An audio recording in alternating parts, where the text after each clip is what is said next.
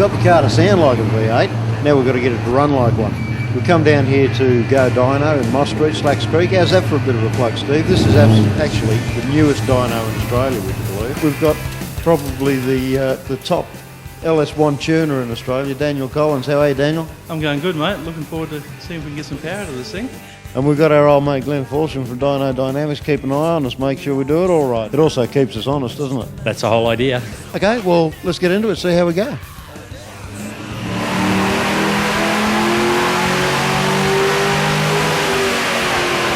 Today we're going to be doing tuning with a new product we got out called EFI Live Flash Scan.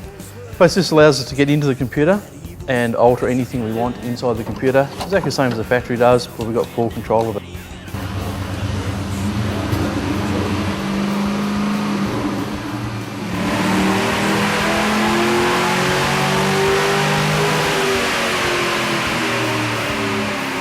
So what we've done here is we've put out a standard program as a starting point. This, like I said, it's already been optimised on the average car. You can see even right down at 1,000 to 2,000 RPM, it's a huge increase in torque, and it's carried that torque increase right the way through the range. We're looking at the mixtures, we're right on the 12/8, which is optimum, except right at the top end where it's a little bit lean, so we'll put a bit of fuel back into that. Once we've done that, we analyse what's happened. Look for a knock, like right at the very top end up here. We had a little bit of, about 1.5 degrees of knock on the timing, so we've got to take a bit of timing out and their timing at that point. And if we look at it in a table form, we're actually commanding 20.6 degrees is what we're getting. We're going to scale that down and then we'll go again.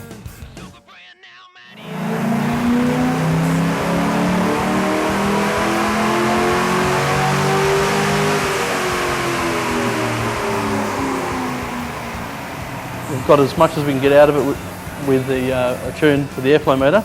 The airflow meter is a slight restriction. We're going to run it like a GTS next, where we remove the airflow motor completely. We're going to put a completely different program in the computer that'll run on the map sensor that's at the back of the motor down here, which will use this for a primary load source. Normally this is more towards the guy who's racing and higher RPM. Normally you'd have 4-into-1 headers on this rather than high torque headers like these. So we may not get a huge gain, but we'll do the exercise anyway, see where we're getting to.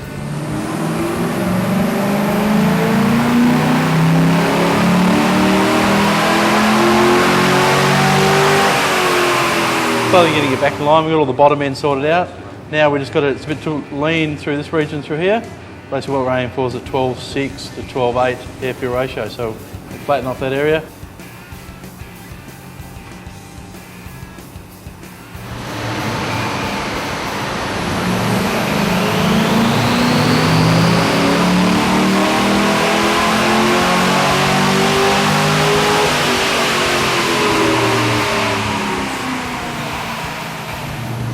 Right, now it's just a matter of getting all the parts throttle right, so all the drivability just on general street use is nice, as well as the full throttle. Don't think there's any more power to be had, we've sort of got right to the maximum.